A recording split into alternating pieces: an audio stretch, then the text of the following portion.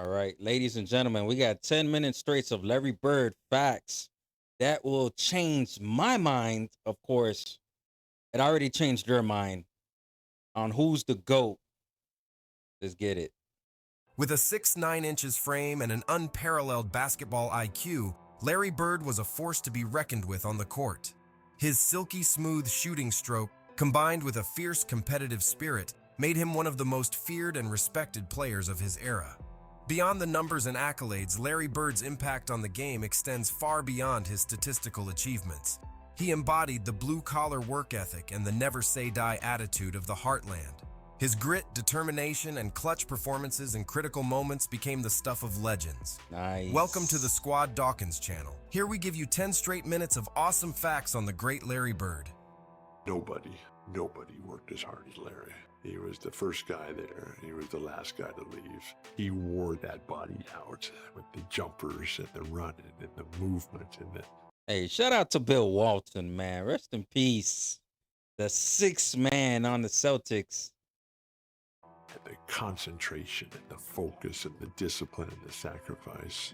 He had it all. Larry Bird dominated his era, and no fact may better prove that point than this one. For 6 straight seasons from 1981 to 1986, Bird was either the MVP or the runner-up, and he also finished in the top 2 spots in 7 out of 8 seasons from 1981 to 1988. Larry Legend is the only person in NBA history to win League MVP, Coach of the Year, and Executive of the Ooh. Year. From Is there, all right, 3 MVPs? Hold on.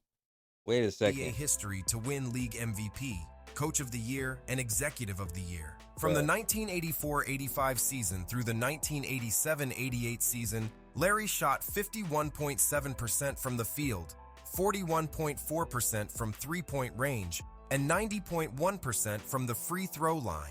That means Larry Legend doesn't just have a 50-40-90 season on his resume, but he has a 4-season stretch of 50-40-90 percentages. He's the pioneer of the 50-40-90 statistic. 3 consecutive MVPs. Come on. Come on.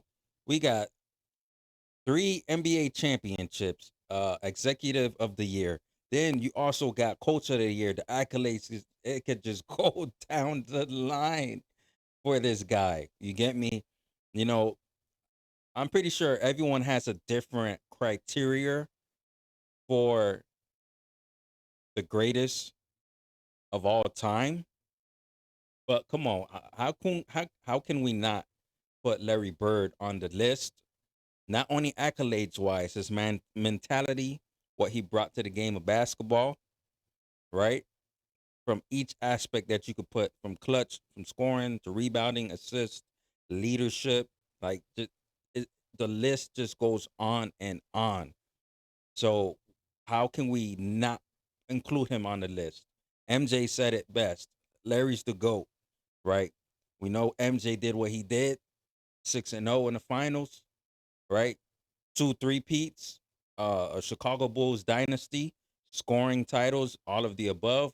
But 1A, 1B is these two on my list: Larry Bird and Michael Jeffrey Jordan.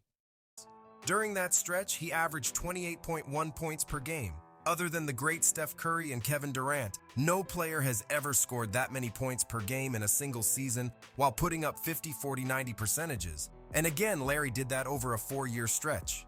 Larry Bird has one of the greatest performances of all time that people don't talk about quite enough.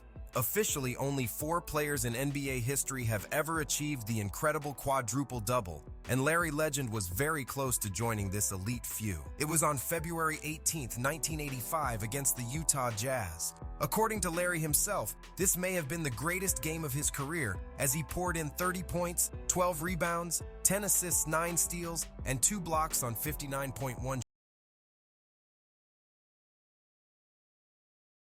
What? I've heard of it. This is a new this is a new fact I'm learning about. What? 30 points, 10 assists. What is it? 12 rebounds, 1 still shy from a quadruple double plus 2 blocks. Where's the turnovers? He only had 1 turnover. What? Damn. Kevin McHale is right behind. He's at 29 points for the game. Yo, that is what? shooting. The Celtics Matter of fact, I'm going to have to take a look at that game and react to it. were destroying the Jazz in just about every aspect, and at the end of the third quarter, they were leading by 22 points. Due to this, Bird didn't even play in the fourth quarter. That means he almost put up an insane quadruple-double in only 3 quarters. Casey Jones was the Celtics. Almost a quadruple double in 3 quarters? That's unreal, to be honest. Wait a second. This should actually be talked about more. So I'm glad Squad Dawkins pointed it out. 3 quarters, ladies and gentlemen. What the? And he didn't even play in the fourth quarter. So you're telling me it was a blowout? If you wanted the stat pad, would have played in the fourth quarter. Those numbers would have been, oh gosh, that is amazing. Head coach. And when he realized early in the fourth quarter that Larry was only one still shy of the historic quadruple-double, he asked him if he would like to go back into the game, but Bird refused and said he already did enough damage. His shot was just so he already perfect, did enough damage. and not only was it perfect, my mother-in-law nicknamed his jump shot Silent Death, because when he shot it, the ball just like rolled in the air, and it was almost like it was playing a song, the way it was like just moving in the air, and then it would just swish through. Larry shot 37.6% from three-point distance, which is an even greater percentage than Damian Lillard's, who now many people are putting in the conversation of the greatest shooters of all. This is the thing. They could make these type of conversations. Each era is different, okay? Can't take that away. Each era was different. But I understand Damian Lillard's numbers, but look at the era that he's playing in where defense is non-existent. The numbers that these guys are putting up in the modern basketball, is defense is non-existent. It's focused more on offense. So you could jack up more shots, more threes than the 80s and the 90s. So I get what they're trying to do, but in my eyes, in my book, it doesn't count, honestly, because Larry Bird's era was physical. The 90s was physical. And you could put the early 2000s too, physical. But nah. Than Damian Lillard's, who now many people are putting in the conversation of the greatest shooters of all time. Larry was also much better from three-point range in the second half of his career over the first. The reason for this is because Larry's rookie season in the NBA was also the year that the NBA introduced the three-point shot, which was 1979. This means that Bird wasn't practicing the three ball throughout his years in high school and college. Instead, he literally developed his three-point shot during his years in the NBA, and he hadn't mastered it until the mid-80s, which drastically affected his career percentages. On top of that, Bird was an even better shooter when it mattered the most, as he shot 42.2% from three-point range over his career in the NBA Finals. That finals percentage is greater than the finals efficiency of both Steph Curry and Klay Thompson. This guy, wow. play basketball. Seeing him come in and making the adjustment early, taking a team that had won 20 games the year before, next year, they're 40 plus, and the next year is 60. Larry Bird had one of the best rookie campaigns in recent memory, even if he came when he was supposed to compete with other elite stars like Kareem Abdul-Jabbar and Julius Erving to win an MVP award. The forward averaged 21.3 points and 10.4 rebounds per game, while also showing the capability to dominate defenses. Unsurprisingly, Larry accumulated MVP votes and managed to finish fourth in the MVP race as a rookie. He immediately turned the Celtics franchise around. A year after winning 29 games, Boston, with Bird leading the charge, won 61 games. Bird won Rookie of the Year, shooting 47.4% from the field, 40.6% from three, and 83.6% from the line. The Celtics had yet another superstar in their history, but this one was seemingly a little different. At age 23, Bird only finished runner-up to Kareem, Irving, and George Gervin in the MVP race.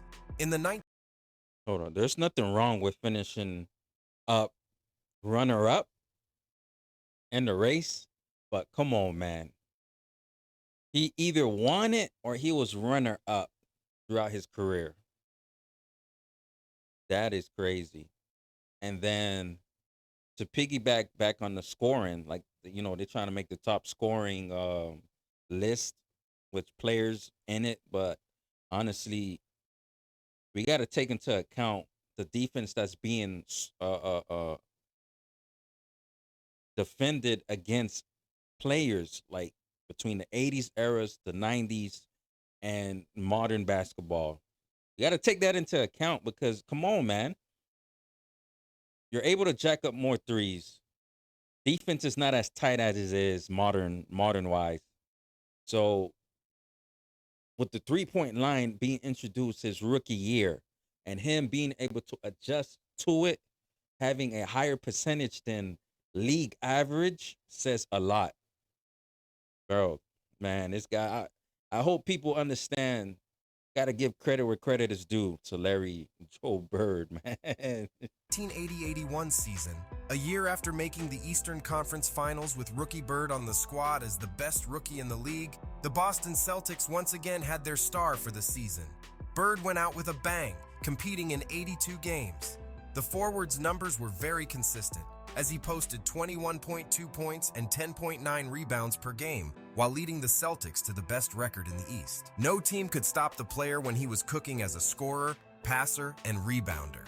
The Celtics ended up defeating the Houston Rockets in the NBA Finals, which Right. capped off an all-time great season by Larry and his first NBA championship. This was the championship that some of these people because Cedric Maxwell had the Finals MVP for this series, they were like, "Oh, uh, Larry Bird choked." So you telling me what is considered choking and the most important series of the National Basketball Association, which is the NBA Finals. He had 8 points against Houston. He did not have to score. There wasn't a demand to score. Of course, the focal point is on Larry Bird to be able to defend him and make the other guys, score. But damn, the game of basketball is so beautiful. Larry Bird's IQ and genius. He knew he didn't have to. He can score, but he doesn't have to score. Like, the analysis is like, on the platforms are like, oh, a certain player got to score 30, 40 points in order for a team to win. Yes, that's one aspect of basketball. What about rebounding, assist, defense, leadership? He had 8 points in one of the games. I think it was game 3. And then we can't forget the rebounding. Games 1, 2, 3. I don't remember the rest of the series, but he had 20 points battling against Moses Malone. I remember that clip specifically because that shocked the heck out of me. Number one, having 8 points the entire game and having a blowout. A blowout. The one word that could define that game is impact. How can you impact the game on the court without other than scoring? Scoring is not everything. Don't get me wrong. The simplicity, whoever gets the ball more inside of the net or the basket wins the game before times run out. But impact, the one word, impact. How did Larry Bird impact that series, the games in those series? That right there, man, that's crazy. Absolutely crazy. I hope people understand that about Larry Bird. That series right there against Houston, 1981, when he had the 8 points But and also he had the 20 plus rebounds too. This man is 6'9", and he's big man. Sheesh. Bird finished second 3 times before he finally captured his well-deserved MVP award. Bird's stat line during the 1984 season was incredibly complete with 24.2 points, 10.1 rebounds, 6.6 assists, 1.8 steals, and 0.9 blocks per game. As expected, Bird won his first MVP award and also winning in 7 games against the Los Angeles Lakers in the NBA Finals. Bird had the highest MVP finish of his career to date in the 1984-85 season, when he posted 28.7 points, Damn. 10.5 rebounds, 6.6 assists, 1.6 steals, and 1.2 blocks per game. He Sheesh. finished first in the MVP race. The superstar Celtics player came ahead of legends Magic Johnson and Moses Malone. Bird had the numbers to win the MVP award, and the narrative was on his side because the team finished first in the East. Bird began staking his claim as possibly the most dominant talent at the small forward spot Sure in enough. NBA history. 100%. Larry was also one of the most clutch players in NBA history. He had numerous game-winning shots in both regular season and the playoffs, and he was known for making the big play when his team needed it most, whether on offense or defense. Larry was arguably the greatest passing forward of all time. His court vision, high basketball IQ, and team play was off the charts. This aspect of his game is sometimes overlooked because of the reality that he played in the same era as Magic Johnson. But as far as 6'9" small forwards go, Larry was as close to Magic's passing skills. Yep. Larry averaged a whopping 10 rebounds per game over the course of his career. He wasn't just a solid rebounder, he was one of the all-time greats at it. Among primary small forwards, Larry has the 3rd greatest rebound per game average in NBA history. These are one of those stats that testify to the hustle and heart that he played with each and every night of his career. Bird was also an underrated defender. Larry played with heart and effort on both sides of the basketball every game. Yeah, he good wasn't play. the greatest Good play. shot blocker, but he did average more blocks Come on, per another game good over his play. career than LeBron James has. Larry also averaged a high 1.7 steals per game over his career. He was tenacious and scrappy, and he was a quality on-vault offender. He also made 3 all-defense teams in his career. In 1985, Bird was at home with his mother and was wanting to help her build her new driveway. While Bird was out there shoveling gravel for his mom, something happened that would change the rest of his career. Bird brutally injured his back, which would then be an ongoing battle with pain and spasms for the rest of his career. Ultimately, these back issues would play a part in Bird leaving the game earlier than many other athletes. Though while this injury begun and took place in 1985, Bird still played 7 seasons after that injury. In 1986, with the back injury and the enormous pain, Bird won his 3rd MVP in a row. He is the only player to ever accomplish this since the NBA merger. I'm really proud to receive this award for the 3rd time, but I really don't feel that my career is over. I think I can win it some more. The best part about Larry Bird wasn't the fact he won 3 straight MVPs. It wasn't how he won Rookie of the Year and then guided the Boston Celtics to 3 championships in the 80s. What's best about Bird is he never changed. With the Celtics, he was the same guy he was at Indiana State and the same guy he was at Springs Valley High School in French Lick, Indiana. Bird never cared about glory. Fame and fortune never changed him. Individual achievements didn't motivate him. He was all about winning. Can we? Hey man, what a great way to end the video by mentioning this. That's like the true definition of let the success speak for itself.